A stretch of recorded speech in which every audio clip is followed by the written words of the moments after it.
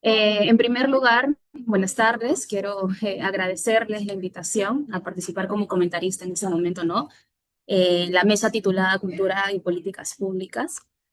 También quiero agradecerles las intervenciones a ambos expositores, porque de alguna manera nos permiten acercarnos a un campo que muchas veces se mira de manera limitada, ¿no? Cuando hablamos, por ejemplo, de cultura, solemos pensar rápidamente en arte, en espectáculos, patrimonio, ¿no? O incluso actividades simbólicas. Sin embargo, lo que esta mesa nos invita a reconocer también es que la cultura, también es un campo de política pública, ¿no? De gestión estatal, de intervención social, de empleabilidad y desarrollo territorial, como lo mencionó también el doctor Van Dalen, ¿no?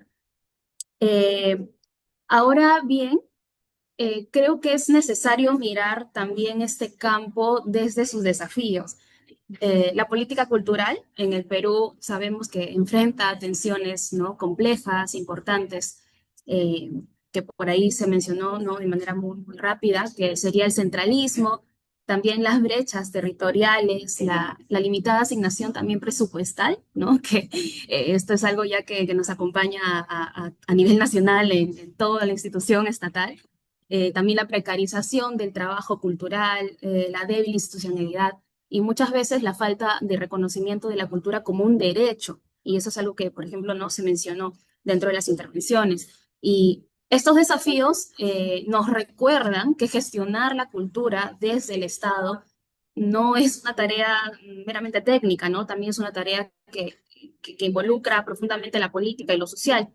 Y en un país tan diverso, como bien sabemos, que es el caso del Perú, hablar de cultura implica hablar de desigualdades, memorias, que de alguna manera han sido reconocidas y de otras que han sido históricamente invisibilizadas, ¿no? Como es el caso del pueblo afroperuano. Implica también preguntarnos qué patrimonios se protegen, qué expresiones culturales se promueven y qué territorios reciben atención, eh, qué comunidades también participan en las decisiones y qué voces quedan de alguna manera fuera de las políticas públicas, ¿no? Al menos no quizás de la forma más, como decir, en la letra, ¿no? Siempre que estamos buscando en la praxis, ¿no? Cómo se puede aterrizar un poco lo que dice la política nacional de cultura de pronto, ¿no? En acciones. Y bueno, a ello quiero añadir también una reflexión que me parece fundamental, ¿no? Que uno de los grandes problemas que todavía enfrentamos como país es esta dificultad para comunicarnos de manera ciertamente horizontal, ¿no? Muchas veces las relaciones entre autoridades y funcionarios, instituciones, incluso ciudadanos en general, que recién están empezando, por ejemplo, en un campo profesional, están atravesadas por estas jerarquías, ¿no? Que nos impiden escucharnos con respeto. Y sin embargo, si hablamos de cultura, deberíamos partir de la idea de que todos y todas somos guardianes, ¿no? De nuestra cultura, como en algún momento se le escuché a algún ministro de cultura de antaño, ¿no? Me parece antes de la pandemia. Entonces aquí habría que precisar, ¿no? Que la cultura no pertenece únicamente a esa institución, a un ministerio o a un cargo especializado, ¿no? Esta cultura vive en la ciudadanía, en los territorios, en las memorias familiares, en las prácticas cotidianas, en nuestras lenguas, formas de convivir incluso, ¿no? Incluso en la manera como tratamos a los demás. Ahí es donde está la cultura. Entonces, creo que hay tres principios que estaría bueno, ¿no? Mencionarlo aquí, que deberían acompañar cualquier trabajo cultural desde el Estado, desde la sociedad, que en algún momento se le escuché también a Alejandro Neira, ¿no? Que en San Marcos nos ha acompañado unas cuantas veces y que también suscribo, ¿no? Con él, que estos principios serían el respeto, la tolerancia y la interculturalidad. O sea, no tanto como palabras abstractas, sino como prácticas presentes en la vida cotidiana, ¿no? La vida social. Y aquí donde la interculturalidad no se demuestra solo en estos discursos, ¿no? Sino también que vamos a ver esta capacidad de escucha, esta capacidad en cómo nos estamos reconociendo con el otro, ¿no? Y dialogar sobre todo con quienes piensan, viven y sienten diferente. Entonces, eh, creo que uno tiene que pasar por la vida sin perder, ¿no? De alguna manera su esencia. Los cargos pueden pasar, las funciones cambian, las instituciones se transforman, pero lo que queda en este caso sería, ¿no?, el ser humano, la forma en que ejerció esa responsabilidad. Y en este sentido, el funcionario, la funcionaria pública tiene lo que los sociólogos llamaríamos esta cuota de poder, ¿no? Y esa cuota de poder debe servir justamente para hacer más, para abrir caminos, para facilitar procesos, para actuar con sentido de servicio, ¿no?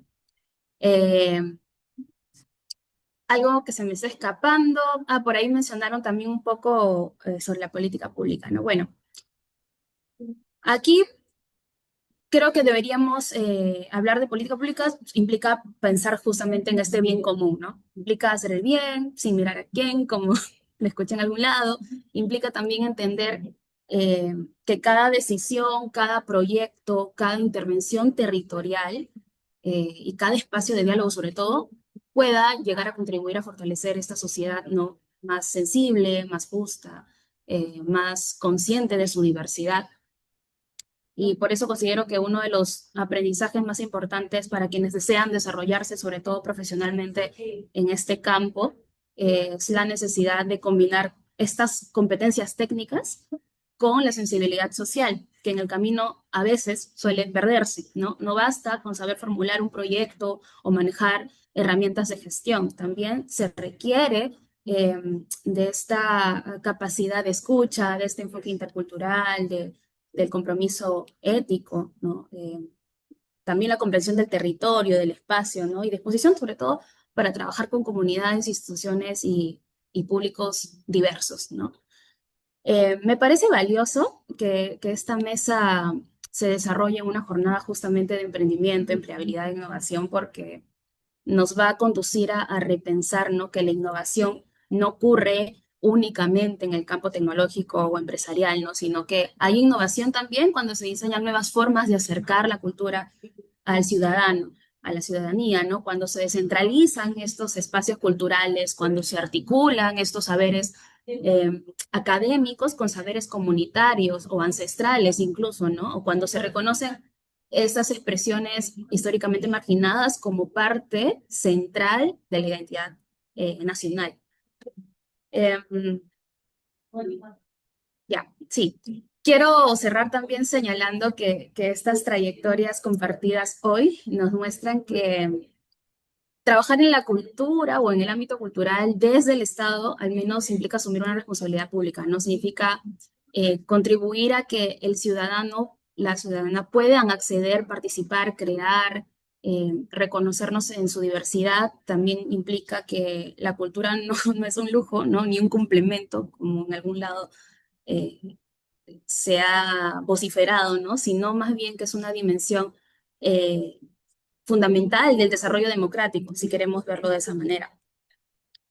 Eh, si tuviera que cerrar con una palabra para definir cultura, probablemente sea la de unión, de alguna manera, porque nos va a permitir justo esto que comentábamos, ¿no?, anteriormente, reconocernos en nuestras diferencias, porque vamos a recordar que venimos de historias múltiples, ¿no? Y porque nos va a conducir a repensar un país donde la diversidad no es vista solamente como distinta, ¿no?, sino como una posibilidad de encuentro.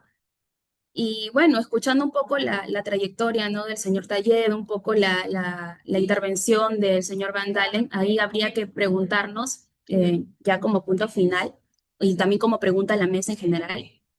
En principio, ¿no?, desde sus experiencias en el sector, ¿cómo es que podríamos construir una gestión cultural mucho más horizontal que no solo baje desde el Estado hacia la ciudadanía, sino que también que dialogue con los territorios, ¿no?, con las comunidades, con sus propias formas de entender la cultura? Y la segunda pregunta para la mesa sería, ¿qué competencias consideran ustedes indispensables para trabajar en cultura desde el Estado sin perder la sensibilidad social que mencionábamos, ¿no?, la vocación de servicio y el compromiso con la diversidad del país? Porque muchas veces cuando hablamos de diversidad, algunos grupos sociales también suelen perderse, ¿no? Y bueno, eso sería mi intervención por